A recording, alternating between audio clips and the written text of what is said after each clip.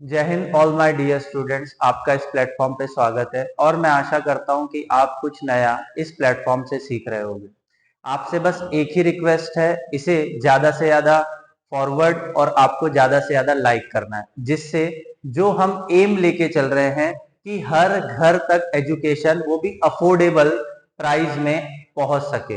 ये जो हमारा डिफेंस डेली करंट अफेयर है, ये आपको पता है मैं Monday to Saturday continue basis पे लेके आता हूं। तो आप इससे कुछ सीख तो रहे हो, प्लस दूसरी चीज है कि अगर इससे और कोई भी सीखना चाहता है तो इस प्लेटफॉर्म से जुड़ सकता है। NDA defence exam by Rohit sir मैं डेली बेसिस पे लेके आता हूं, आपको पता होगा। देखिए, ये आज ब्लैंक शीट इसलिए रखी है, कुछ डिस्कस करेंगे हम लोग, क्योंकि हम लोग बेसिकली फाउंडेशन बैच स्टार्ट कर रहे हैं नेक्स्ट ईयर के लिए। और दूसरी चीज, आज कोई मोटिवेशन नहीं है, बट आपको एक चीज मैं बता दूं कि आपका रियल लाइफ में मोटिवेशन क्या होना चाहिए। आपका रियल लाइफ में मोटिवेशन एक ही होना चाहिए, और वो मोटिवेशन होगा आपका डेडिकेशन।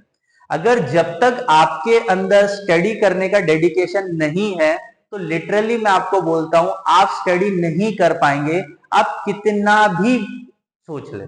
ठीक है, आप सबसे पहले क्या करेंगे, एम बनाएंगे। जब तक आपका जो एम है वो आप कंफर्टेबल वे से नहीं बना पाएंगे, जब तक आपका सिलेक्शन नहीं होगा। जैसे कि एग्जांपल लेता हूं मैं, आपका एनडीए एम है, ठीक है। अब जब एनडीए आपका एम है तो आप क्या करोगे, सबसे पहले टाइम टेबल देखिए। टाइम टेबल का इंपॉर्टेंस लाइफ में सबके होता है। जब at the time of my preparation, जब मैं भी तैयारी कर रहा था, तो टाइम टेबल का इंपॉर्टेंस बहुत ज्यादा होता है कि कितना सब्जेक्ट कौन सा, उसको टाइम और एफर्ट देना है। ठीक है, जैसे कि मैं एग्जांपल देता हूं, हिस्ट्री। देखिए, हिस्ट्री एक वास्ट सब्जेक्ट है। आप अगर यूपीएससी हिस्ट्री की बात करेंगे तो बहुत ही लेवल पे हिस्ट्री पूछा जाता है, बट एनडीए की डिमांड हिस्ट्री से लेके कुछ अलग होती है। तो आपको स्टडी एट द फोकस वे करना होता है। फोकस वे में मतलब कैसे, कि जो टॉपिक आपको दिए गए हैं, वो बेसिकली वही टॉपिक को आप स्टडी करें, और दूसरी चीज आपको क्या करना है, रिवीजन पे फोकस करना है। ठीक है, आपको क्या करना है, रिवीजन पे फोकस करना है। बेसिकली मेरे ज्योग्राफी के एनसीईआरटी, 9th एनसीईआरटी आप जुड़ चुके होंगे। ठीक है, 9th एनसीईआरटी में अप्रोक्सीमेटली मैंने 4 चैप्टर पढ़ा दिए अभी तक। कितने पढ़ा दिए, 4 चैप्टर पढ़ा दिए। आपको क्या करना है, बस उसको वीक में 2-3 बार आपको 1.2 के एक्स पे क्या करना है, विजिट करना है, और क्या करना है, उसके नोट्स बना लेना है। जिससे क्या होगा, आपका रिवीजन हो जाएगा, और वहां से कोई भी क्वेश्चन अगर बनेगा तो बेसिकली मैं क्या करता हूं, टेलीग्राम पे आपको क्वेश्चन फॉरवर्ड कर देता हूं। ये तो आपको पता होगा, क्योंकि टेलीग्राम पे क्वेश्चन फीडबैक मिल जाता है, यहां से यूट्यूब से रिवीजन हो जा रहा है। अब आपकी जो कॉम्पैक्ट स्टडी है उसका जिम्मेदारी मैं लेता हूं, बट उसका डेडिकेशन आप ही को दिखाना पड़ेगा। चलो, दूसरी चीज अब बताता हूं, जो एनडीए, जो बच्चे अभी 10th में हैं और 10th का एग्जाम 1 मार्च से स्टार्ट होने वाला है। 1 मार्च से लेके कब तक, 26 मार्च तक एग्जाम रहेगा। तो मैं बोलता हूं, आप ये जो स्टूडेंट्स जुड़े हुए मुझसे, 10th 11th 12th सबके बच्चे जुड़े हुए, तो बेसिकली आपको क्या करना है, ये जो बच्चे हैं बेसिकली इनके लिए हम लोग बैच लेके आ रहे हैं अप्रैल 15 से। ठीक है, ये 15-20 दिन चिल करे, चिल करने के बाद क्या करेंगे, अप्रैल 15 से हमारे साथ जुड़ जाएंगे 11th 12th और एनडीए के लिए। ठीक है, तो बेसिकली आपको हमसे जुड़ना है एनडीए के लिए। प्लस ये जो 3 साल है, अप्रोक्सीमेटली 2.5 से 3 साल हो जाता है, इस 3 सालों में हम आपकी एसएसबी भी करवाएंगे, आपको प्रिपरेशन भी कराएंगे, और एनडीए का जो एग्जाम है, जो 900 मार्क्स का है, उसमें से 400 प्लस मार्क्स लाने की आपको तैयारी कराई जाएगी। देखिए, एनडीए में जब एसएसबी होता है तो क्रिएटिव थॉट्स बहुत इंपॉर्टेंट होते हैं। ठीक है, जब तक आपके क्रिएटिव थॉट्स डेवलप नहीं होंगे, जब तक आप एसएसबी क्रैक नहीं कर सकते। देखिए, मार्क्स लाना मैं मानता हूं बहुत जरूरी है, क्योंकि 900 में से 400 प्लस लाना ये इंपॉर्टेंट है। प्लस एसएसबी तो 900 का है, तो वहां भी तो आपके क्रिएटिव थॉट जो होते हैं उसको क्या करना है, हमें इनर्ज करना है, और उसको क्या करना है, एक लेवल पे लेके जाना है कि आपका अच्छे से अच्छा रैंक आ सके और आपको प्रेफरेंस फोर्स मिल सके। तो आपको क्या करना है, अप्रैल 15 से जो बैच आ रहा है उसका रजिस्ट्रेशन चालू है अभी, रजिस्ट्रेशन ज्वाइन करना है, और रजिस्ट्रेशन ज्वाइन करने के बाद आप अप्रैल 15 से हमारे बैच में आ सकते हैं। कोई भी बच्चा जो 10th का है, अब वो बोल रहा है मुझे तो साइंस ही पढ़ना है, इंजीनियर ही बनना है, पढ़ सकते हैं। बट सर आपका हिस्ट्री ज्योग्राफी का भी मुझे कोर्स चाहिए, तो बेसिकली आप मुझसे जुड़ सकते हो, आप आ सकते हो, आपके लिए शॉर्ट आपको हिस्ट्री ज्योग्राफी एंड पॉलिटी पढ़ाया जाएगा, ठीक है। चाहे आर्ट्स का बच्चा हो, चाहे कॉमर्स का बच्चा हो, चाहे साइंस का बच्चा हो, any student learn the history geography and polity, तो मैं यहाँ खड़ा हूं, ठीक है। आई होप सो समझ में आ गया होगा। अप्रैल 15 आप शेयर कर दीजिए, जितने से ज्यादा शेयर करेंगे उतना मुझे हौसला मिलेगा और जितने बच्चे जुड़ेंगे। और एक चीज आपको और भी बता दूं, मिनिमम 50 बच्चों का ही बैच रखने वाले हैं हम लोग, 50 बच्चों से ज्यादा का बैच नहीं होगा, ठीक है। तो लिमिटेड सीट्स, जिससे लिमिटेड फोकस, और हम लोग क्या करेंगे, एग्जाम को क्रैक करेंगे, ठीक है। आई होप सो चीजें क्लियर हो गई होगी। चलो आगे बढ़े। Next, it's my detail, my name is Rohit रानवे, experience 6+ year, geography, history, polity and experience in defence exam जैसे कि यूपीएससी, सीडीएस, सीएपीएफ, एफकेट और आईसीजी जैसे मैंने एग्जाम खुद दिए हुए हैं और मैंने क्रैक भी करे हैं। तो आई होप सो आपकी मैं हेल्प कर पाऊंगा, क्योंकि मैं अपने आप को टीचर कतई भी नहीं मानता हूं, आपको पता है मैं अपने आप को मेंटोर मानता हूं, और मेंटोर का रिस्पॉन्सिबिलिटी होता है कि बच्चों को प्रॉपर तरीके से गाइडेंस देना। आई होप सो। चलो आगे बढ़े। इट्स अवर फाउंडेशन कोर्स, जिसमें आपको ये सब चीजें मिलेगी। करंट अफेयर तो बेसिकली मैं रोज यूट्यूब पे पढ़ा रहा हूं, मंडे टू सैटरडे, आपको पता ही है। डाउट सॉल्विंग सेशन दिया जाएगा, एनडीए स्पेशल फोकस है। पर्सनल मेंटर मैं खुद अभी आपको बोल रहा हूं, पीडीएफ नोट्स आपको टेलीग्राम पे मिल जाते हैं, प्लस डेली 6 to 8 आवर आपका स्टडी प्लान बना दिया गया है। प्लीज जब आप आएंगे आपको मिल जाएगा 6 to 8 आवर कैसे स्टडी करनी। दूसरा, कंप्लीट एनसीईआरटी फोकस। देखिए जो भी यूपीएससी का एग्जाम है, चाहे सीडीएस हो, एनडीए हो, सीएपीएफ हो, ये सब एग्जाम यूपीएससी द्वारा कंडक्ट किया जाता है और यूपीएससी एनसीईआरटी पे फोकस करती है, ठीक है। तो एनसीईआरटी पे जितना आप कमांड बनाओगे उतना ज्यादा बेनिफिट होगा। चलो आई होप सो। और it's my Telegram group, scan कीजिए और ज्वाइन हो जाइए। ज्यादा नॉलेज के लिए आप क्या कर सकते हो, क्या करोगे आप, अगर आपको इस स्कैन से भी नहीं मिल रहा है तो आपको क्या लिखना है, ओपला डिफेंस, ठीक है। ओपला डिफेंस अपना चैनल का नाम भी है और टेलीग्राम पे भी ओपला डिफेंस करके मिल जाएंगे। आई होप सो चीजें क्लियर। आगे बढ़े। बिल्किस बानो केस, चलो आज बहुत इंटरेस्टिंग केस लेके आया हूं।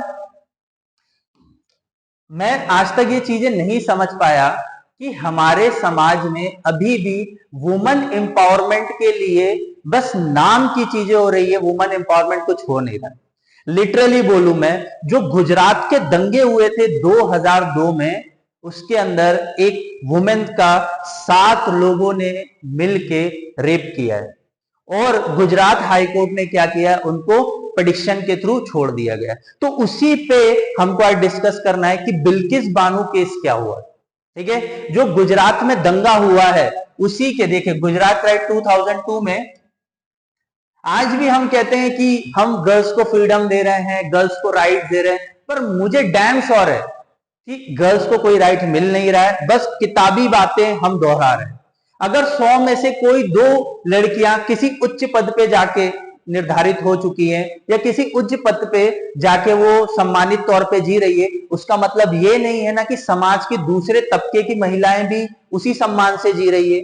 आपने ये भी रिपोर्ट देखा होगा, एनसीआरबी का data, national crime record bureau के हिसाब से 2019 से लेके 2022 के बीच में अप्रोक्सीमेटली 4 लाख वुमेन्स के साथ असॉल्ट फेस हुआ है, वो भी होम वायलेंस के थ्रू, ठीक है। तो बेसिकली मैं यही कहना चाहूंगा कि ये केस हमें हमारे समाज में झिझोड़ने का काम करता है, हमारे समाज में एक झिझोड़ने का काम करता है, और मैं ये मानता हूं कि हमारे समाज को अपनी मानसिकता से बदलना होगा। चलो आगे बढ़े। In the aftermath of the Godhra riots, Gujarat, Godhra basically Gujarat में, Bilkis Bano and her family attacked by the group of people. दंगों में जनरली ऐसी चीजें ही होती हैं। Bilkis was brutally gang rape and 7 of her family, her member were murder. 7 लोगों को मार दिया गया उसकी फैमिली के, और उसका क्या किया गया, गैंग रेप किया गया। Here case was taken by the national human right commission, NHRC, इससे क्वेश्चन पूछा जाता है। एनएचआरसी, एनएचआरसी से क्वेश्चन क्या पूछा जाएगा, इसका हेडक्वार्टर का है, ठीक है। सबसे पहले क्या पूछा जाएगा, इसका हेडक्वार्टर का है, और इसका जो चेयरमैन है वो कितने साल के लिए नियुक्त होता है, ठीक है। दूसरी चीज, करंटली में इसका चेयरमैन कौन है, तो प्लीज आप कमेंट में लिखिए। And the supreme court which order investigate by the CBI. तो सीबीआई के हाथों में एक केस दिया गया था। Due to the persistent death threat the trial was moved out of Gujarat to Mumbai where charges were filed against their people. देखिए, समाज में औरत को इस तरीके से परेशान किया जाता है। भाई गुजरात में उसको केस फाइल नहीं कर पाई, क्यों? क्योंकि उसको मारने की धमकियां और मारने की कोशिश करने की वजह से उसने क्या किया है, मुंबई में केस फाइल किया गया था। सोचिए हमारा समाज अभी भी कितना अनसेफ है। इन जनवरी 2008 the special CBI court in Mumbai has sentenced the 11 accused life imprisonment. उन 11 लोगों को, मतलब जो बेसिकली 11 लोग हैं वो पाए गए दोषी, उन 11 को काफी लोगों को क्या दिया गया, सेंटेंस जो कि डेथ की होती है और लाइफ इम्प्रिजमेंट, मतलब आजीविक कारावास की सजा दी गई है 11 लोगों को। चलो आगे देखें। Release of this convict. अभी रिसेंट में गुजरात हाई कोर्ट ने फालतूगिरी की है, वैसे मुझे बोलना चाहिए क्योंकि बोलना नहीं चाहिए। of the convicted named Radhesham Shah after completing 50 years 4 months of his life term moved to the SC yearly release। एक उसके अंदर आदमी था, उसका नाम था राधेश्याम शाह। वो 15 साल की जेल काट चुका है। अब वो कहां गया था, सुप्रीम कोर्ट में गया था और उसने क्या बोला कि अब मुझे छोड़ देना चाहिए। May 2022 the Supreme Court passed this case to the Gujarat government। Gujarat के पास ये भेजा गया सुप्रीम कोर्ट के द्वारा। It asked the Gujarat government to consider Shah application to premature release as the state 1992 remuneration policy। मतलब इसमें कोर्ट की भी कोई गलती नहीं है, बट उसके पास वो अपील आई थी, बट कोर्ट को संज्ञान लेना चाहिए था। In August 15, 2022 Gujarat government release 11 convict in the gang rape in the remission of the policy। रेमिशन एक ऐसी पॉलिसी है जो सजा काट चुके हैं, जो व्यक्ति सजा काट चुके हैं, उनकी लाइफ इम्प्रिजनमेंट खत्म हो चुकी है, तो उनको छोड़ने की बात कर सकता है। अब ये डिपेंड करता है कि उनका बर्ताव कैसा रहा है जेल के अंदर, ठीक है। However, this decision sparked the major public backlash and promote petition for the opposition MPs। Review petition by Bilkis Banu। Bilkis Banu filed the appeal in Supreme Court to review decision of Gujarat government 11 gang rape convict। The current judgment came respond to review petition filed by the Banu। Basically जो Gujarat high court है उसने क्या किया, इन 11 लोगों को रिहा करने की बात करी, पर बिल्किस बानो ने वापस सुप्रीम कोर्ट में अर्जी लगाई और बोला कि प्लीज इन 11 लोगों को छोड़ा ना जाए। अब एक बात बताइए, जिस औरत के साथ इस तरीके का बर्ताव हुआ है उसे कितनी तकलीफ से गुजरना पड़ा होगा समाज में, उसके बावजूद भी हाई कोर्ट ऑफ गुजरात उन 11 लोगों को छोड़ रहा है। और उन 11 में से अगर एक ने भी कुछ इस तरीके की हरकत समाज में करी तो बताइए उसका जिम्मेदार कौन होगा, ठीक है। रेमिशन is a complete ending of sentence and the reduce point. रेमिशन का मतलब क्या होता है कि आपकी जो सजा है उसको खत्म कर दिया जाए। Remission is distinct from both privilege and parallel and reduce in the sentence of oppose to the break from the prisoner. मतलब रिमिशन का मतलब बेसिकली यही होता है कि जो सेंटेंस दिया गया है हाई अथॉरिटी से उसको कम या तो हम उसको खत्म कर सकते हैं, ठीक है। ये राष्ट्रपति के पास भी अथॉरिटी होती है, तो अगर आपको और ज्यादा लेवल पे पढ़ना है तो बेसिकली आपको मेरे पास ऑफलाइन बैच में आना पड़ेगा। Both the president and government has the vested to sovereign power of pardon. मैंने बात कही थी, आ गया आर्टिकल 72 इंपॉर्टेंट है, लिख लेना डिफेंस के एग्जाम वालों। आर्टिकल 72 इंपॉर्टेंट है। आर्टिकल 72 में क्या दिया हुआ है, गवर्नर और बेसिकली राष्ट्रपति के पास पावर है कि वो पार्डन दे सकते हैं। पार्डन का मतलब क्या हुआ, किसी की सजा या तो खत्म कर सकते हैं या तो किसी की सजा क्या कर सकते हैं, माफ कर सकते हैं, ठीक है। तो आपको चीजें समझ में आई। Grand pardon, reprieve, respite and remission किसके पास पावर है, राष्ट्रपति के पास और गवर्नर के पास। Punishment and suspend, remit, commute sentence of any person convicted any offence. तो कोई भी इस देश का नागरिक है, अगर वो पिटीशन लेके जाता है और पिटीशन उसकी राष्ट्रपति सुनता है, अगर राष्ट्रपति चाहे तो उसको माफ कर सकता है, नहीं चाहे तो नहीं भी कर सकता। तो कौन से आर्टिकल में, आर्टिकल 72। आई होप सो यहां तक चीजें क्लियर हो गई होगी। चलो आगे बढ़े। अब आ जाते constitution of India and the rule of the law. Constitution of India and the rule of the law. As per the Article 14 of the Constitution of India, the state must not reject any individual equality before commitment और equal protection under the law within the Indian provision and intolerance shall be outrated in the basis of caste, birth place, religion, gender, race and the forbidden. Article 14 हमारे संविधान का article 14 बोल रहा है कि कोई भी व्यक्ति किसी भी जात, किसी भी धर्म, किसी भी व्यक्ति विशेष से या किसी भी जगह उसका जन्म हुआ है, कोई मैटर नहीं करता है, उसको कानून के नजर में, रूल ऑफ लॉ की नजर में इक्वल ही देखा जाएगा। क्या देखा जाएगा? इक्वल ही देखा जाएगा, जिसके वजह से उसको इक्वल राइट्स मिल सके हमारे समाज के अंदर। Article 21 present in the Constitution of India, no one will be the disadvantage of person, liberty, life unless agreement with legal practice, and no one shall be deprived of equal protection, equality before law under the law of the country of India। इस India के अंदर article 21 के अंदर क्या बताया गया है? कोई भी व्यक्ति अपना मतलब इच्छा से, स्वेच्छा से जो करना चाहता है वो कर सकता है, बट कुछ लिमिट्स भी दिए हैं। तो बेसिकली मेरे ऑफलाइन बैचेस में जो बच्चे पढ़ रहे हैं उनको तो बहुत अच्छे से पता है, क्योंकि मैंने आर्टिकल 21 पढ़ा चुका है। तो person has a liberty of life, उसको जीने का अधिकार है, लिबर्टी, उसको आजादी है जीने की। और unless is a agreement with the legal practices, वो अपनी बात रख सकता है, लोगों के सामने बात रख सकता है और उस बात को क्या कर सकता है? संज्ञान कर सकता है। No one shall deprive for equal protection, जैसे मैंने कोई क्राइम किया है या सामने वाले ने कोई क्राइम किया है, तो हम बोल सकते हैं कि इक्वल राइट्स है, हर व्यक्ति को इक्वल राइट्स देने की बात करी गई है। तो आर्टिकल 21 क्या बोल रहा है? Equal rights for equal citizen. The preamble of the constitution of India emphasize equality, liberty and justice. हमारा जो प्रीएम्बल है वो किस पे बात करता है? इक्वलिटी पे, सबको समान अधिकार देना है। लिबर्टी मतलब खुले विचार, लिबर्टी, और जस्टिस मतलब सबको न्याय मिलना चाहिए। ठीक है। The constitution is ultimate law of the nation. Constitution जो है हमारा वो अल्टीमेट लॉ है, इसको कोई चेंज नहीं कर सकता है, इसके ऊपर कोई नहीं है। It's called ultimate law and all the legislative must comply with the order to legal legitimate. ठीक है, आई होप सो चीजें क्लियर हो गई होगी। क्वेश्चन क्या पूछेगा? आर्टिकल 21 से और आर्टिकल 24 से। तो एनडीए वालों आपको घोट के पीना है। चलो, the rule of law importance, इसका इंपॉर्टेंस क्या है हमारे समाज में? All other factors should be subordinate to public welfare. Public welfare वो है लॉ के अंदर आएगा, जैसे कि DPSP directive principle of state policy, उसके अंदर पब्लिक वेलफेयर की बात करी गई। It erect legal constraint to political arbitration over through the trinity and hierarchy. ये इंपॉर्टेंट है, याद रख लेना। डीपीएसपी के अंदर क्या बोला गया है कि कोई भी ऐसा व्यक्ति जो कि मनचाहा व्यवहार करना चाहता है, दादागिरी, दबंगगिरी करना चाहता है, वो नहीं चलेगा। चाहे वो पॉलिटिशियन हो, चाहे पुलिस वाला हो, चाहे कोई भी हो, आर्बिट्रेशन नहीं चलेगा, मतलब नहीं चलेगा। The rule of law is a legal system govern by the law rather by the person. ये जो लीगल सिस्टम है ये गवर्नमेंट के थ्रू चलता है, ना कि किसी पर्सन के थ्रू चलता है। ठीक है।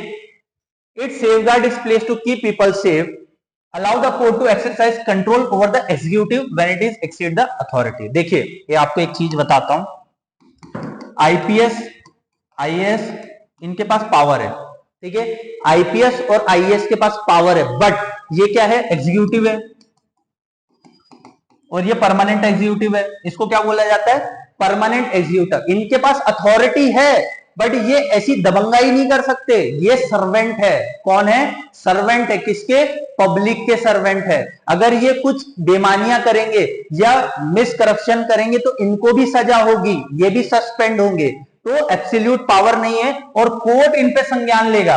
कोर्ट इन पे संज्ञान लेगा। जब आप कोर्ट में जाते हैं ना, आईएएस आईपीएस वाले भी है ना, चुपचाप खड़े रहते हैं औकात में। क्यों? क्योंकि बेटा सामने बैठा है जज, और जज के सामने किसी की औकात नहीं है बोलने की। ठीक है।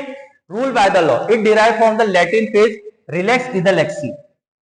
Racks is the lexi which mean law is the king. मतलब लॉ, कानून क्या है? राजा है। On can say that method that direct and tyrant insolve and oppress people. जो कानून हमारे देश में बनाया गया है, जो कानून हमारे देश में लाया गया है हमारे फोर फादर्स के थ्रू, तो वो बहुत इंपॉर्टेंट है। क्यों? क्योंकि कड़ी मेहनत के बाद हमारे 60 कॉन्स्टिट्यूशन वर्ल्ड में पढ़ने के बाद एक हमारा कॉन्स्टिट्यूशन बना है, और वो भी क्रक्स समझ के आप समझिए कि कितना इंपॉर्टेंट हो सकता है हमारा कानून। Rule by law is often to rule by the man, as a result every legislative enact by the ultimate law making body nation is ruled by the law. देखिए, आप मेंबर ऑफ पार्लियामेंट को choose करके भेजते हैं संसद में, संसद में वो क्या करते हैं, कानून बनाते हैं, और कानून बनने के बाद वो क्या होता है, एग्जीक्यूटिव उसको पालन करवाता है। तो उसी को बोला जाता है every man has a equal and unlimited power. Origin कहां से आया है, इंग्लैंड के द्वारा। Trumpet the battle against the church and also जज ऑफ द कॉमन। तो बेसिकली ये सब काम कहां से आया है, ब्रिटेन से। ठीक है, चलो। Rule by the law example, the Nazi Germany prior to being take the death chambers Jewish. आपको ये तो पता होगा, 9th एनसीईआरटी में अच्छे से पढ़ोगे, हिटलर के बारे में पूरे 20 पन्ने दिए हुए हैं। तो 9th एनसीईआरटी क्या पढ़ना है, हिस्ट्री पढ़ना है, जिसमें पता चलेगा कि हिटलर ने जूइश को चैम्बर्स के अंदर बंद करके उसके अंदर जहरीली गैस छोड़ के जूइश को मारने की पूरी ठान के रखी हुई थी और जर्मनी से जूइश का खात्मा करना चाहता था। The argument include legislative extension allows such active that one hand was not the rule of law, it was a rule based by the government। किसी एक आदमी के हाथ में रूल नहीं है, ये सबके पास लॉ एंड लेजिस्लेटर है कि वो इस देश में अच्छा कानून बना सके। The British utilized law by instead rule of law control their Indian people independence foundation of the path toward the constitution base of the rule of the law। ये हमें अच्छा लगा, हमने कुछ इसको मेथड्स बनाए और रूल ऑफ द लॉ हमारे कॉन्स्टिट्यूशन में लाया गया। तो आई होप सो चीजें क्लियर हुई होगी। ये डाटा इसलिए मैं आपके सामने लेके आया हूं कि आपको पता चले कि रूल बाय द लॉ क्या होता है। ठीक है, how is the rule of law different from the rule by the law. अब डिफरेंट समझिए। देखिए, rule of the law safety and security का काम कर रहा है सबसे पहले, उसके बाद political recovery, access to the public service, economic recovery. तो take your screenshot, you have a idea about it. ठीक है, चलो आगे बढ़े। तो यहां तक चीजें आई होप सो क्लियर हो गई होगी। ये वही चीजें लिखी है कि डिफरेंस बिटवीन क्या है रूल ऑफ लॉ और रूल बाय द लॉ में। ठीक है, आई होप सो। आगे आर्टिकल पे हम बढ़ते हैं।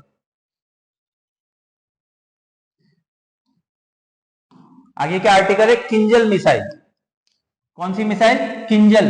किंजल मिसाइल ये किसके ऊपर दागी गई है, यूक्रेन के ऊपर। किसने दागी है, रशिया ने। रशिया, सच बोलू ना, मिसाइल्स के मामले में बहुत एडवांस है, सच में यही है, सच्चाई यही है। यूएसए से भी एडवांस है रशिया, 5th जनरेशन मिसाइल है इसके पास। Russia fire hypersonic Kinzhal missile. अब आपसे क्वेश्चन क्या पूछेगा कि किंजल मिसाइल किसने बनाई है, तो किंजल मिसाइल बनाई है रशिया ने। Here are some key factor of the Kinjal which mean dagger of the Russia। Kinjal का मतलब क्या होता है, डैगर मतलब घातक, डैगर मतलब घातक। It is a air launch ballistic missile. ये कौन सी मिसाइल है, क्वेश्चन क्या पूछेगा, किंजल कौन सी मिसाइल है, बैलिस्टिक मिसाइल है। It's capable to carrying nuclear conventional warhead. अब बताइए, ऐसी ऐसी खतरनाक मिसाइलें बना रहा है, मतलब न्यूक्लियर वॉरहेड ले जाने के लिए कैपेबल है। Ukraine said 6 of them were fired on the Thursday. मतलब 6 मिसाइल दाग दी इसने, रशिया ने यूक्रेन पे। It has a reported range of 1500 to 2000 kilometre. इसकी रेंज कितनी है, 1500 से लेके 2000 किलोमीटर तक। स्टेटमेंट बेस्ड क्वेश्चन बनेगा और याद रखना है कि रशिया ने किंजल मिसाइल बनाई है, ठीक है, और वो बैलिस्टिक मिसाइल है। दूसरी चीज कि उसका डिस्टेंस कितना है, 1500 से लेके 2000 किलोमीटर तक का, ठीक है। While carrying a payload of 480 kilo, 480 kilo तक का वॉरहेड ये पे कर सकता है। मतलब इसके ऊपर न्यूक्लियर जो अटैक्स, न्यूक्लियर बॉम्ब्स होते हैं वो लोड कर दिए जाएंगे 480 किलो तक के। स्पीड कहां तक है, माक 10। मतलब इसकी जो स्पीड है वो साउंड की स्पीड से 10 गुना ज्यादा है। माक 10 का मतलब क्या हो गया, साउंड की स्पीड से 10 गुना ज्यादा स्पीड, उसको बोलते हैं माक 10। ठीक है, आई होप सो चीजें क्लियर हो गई होगी। चलो आगे देख लो, ये रही मिसाइल, ठीक है, कैसी दिखती है देख लो, बाद में बोलना नहीं सर ने दिखाए। Can be remoted pilot. इसको बेसिकली क्या किया जा सकता है, रिमोट भी किया जाए, विदाउट पायलट भी काम कर सकता है। और इसकी देखो साउंड से 12 गुना ज्यादा स्पीड है, ठीक है, साउंड से 12 गुना ज्यादा स्पीड है। स्पीड, रेंज कितना है, लेंथ कितनी है, कॉस्ट कितना लगा हुआ है और वेट कितना वो कैरी कर सकता है। स्क्रीनशॉट ले सकते हो। आई होप तो चीजें क्लियर हो रही होगी। आगे बढ़े। Chlorine leak in Dehradun leave resident breath. Chlorine gas release हो गई थी और उसकी वजह से क्या हुआ, डेथ हुई है कहाँ, देहरादून में। अब थोड़ा क्लोरीन के बारे में, state disaster response force SDRF और chemical, biological, radiological, nuclear team reach with the spot of detect and rescue equipments. कौन कौन पहुंचा, एसडीआरएफ और chemical and biological, radiological, nuclear team पहुंच गई थी कहां, जहां से बेसिकली क्लोरीन लीक हुआ। स्टेट डिजास्टर रिस्पॉन्स फोर्स और टीम पहुंच गई थी। Chlorine is a yellow green gas. Chlorine कैसा है पूछा जाएगा, क्लोरीन कैसा है, yellow green and non combustible gas for the irrigation order. It is a strong oxidizing agent and can react explosive. Chlorine को एक्सप्लोजर के लिए भी यूज किया जा सकता है और इसमें जो मेन कंपाउंडेंट होता है heavier than the air. Question आ चुका है एनडीए में, क्वेश्चन आ चुका है कि क्लोरीन हेवियर है किससे, एयर से, and collect the low lying areas. ठीक है, तो क्वेश्चन बस इतना ही था। क्लोरीन से रिलेटेड अगर कुछ पूछा जाए तो ये क्वेश्चन मैंने देखा हुआ था पहले भी, और ये क्या है, येलो ग्रीन गैस है। ठीक है, दिखती कैसी है, येलो ग्रीन गैस। आई होप सो चीजें समझ में आ रही होगी। अब आ जाते हैं रेडियो टेक्नोलॉजी। ठीक है, radio technology. India has decide to formally join the Square Kilometer Arena project, international scientific collaboration, work with the build world largest radio telescope. India ने क्या बना लिया है, world largest radio telescope. India giant metrewave radio telescope is almost the world 6th largest telescope. आपको क्या याद रखना है, giant metrewave radio telescope basically India ने बनाया हुआ है और ये वर्ल्ड का 6th लार्जेस्ट टेलीस्कोप है।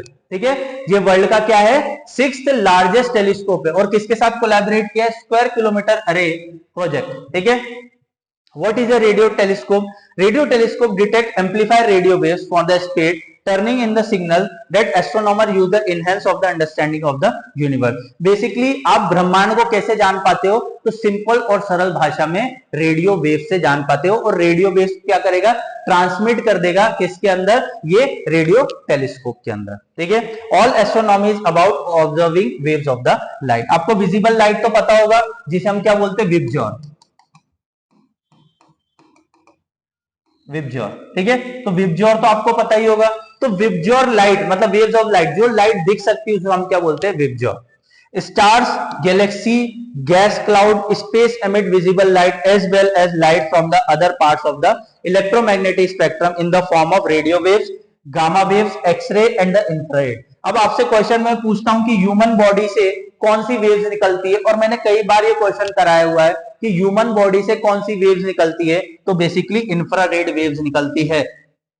सीडीएस में पूछ चुका है क्वेश्चन, सीएपीएफ में पूछ चुका है, और यूपीएससी सिविल सर्विस में भी पूछ चुका है, सीएससी में भी पूछ चुका है। तो प्लीज याद रखना, ह्यूमन बॉडी से कौन सी रेज निकलती है, तो इंफ्रारेड रेज निकलती है। अब आपसे पूछ दिया जाएगा, क्वेश्चन क्या पूछेगा, radio waves, gamma rays, X ray और इंफ्रारेड में सबसे घातक रेज कौन सी है, तो आपको याद रखना है गामा रेज। गामा रेज कैसे याद रखोगे, गामा मतलब सुमो पहलवान, तो सबसे घातक कौन हो सकता है, सुमो पहलवान। तो गामा रेज सबसे घातक कौन हुआ, गामा रेज। ये आपकी बॉडी से अगर गुजर गई तो आपका डीएनए तक बदल सकती है, इतना पोटेंशियल रखती है। ठीक है, तो आपको यहां तक चीजें क्लियर हो गई होगी। चलो आगे बढ़े। About giant metrewave radio, giant metrewave radio telescope located किधर है, नारायणगंज पुणे में। याद रखना ये कहां हमने सेटअप किया हुआ है, Narayangaon Pune. 30 fully stable steerable radio telescope, 45 metre diameter. इसका कितना डायमीटर है, 45 मीटर डायमीटर। आपको दिखाऊंगा भी कैसा दिखता है।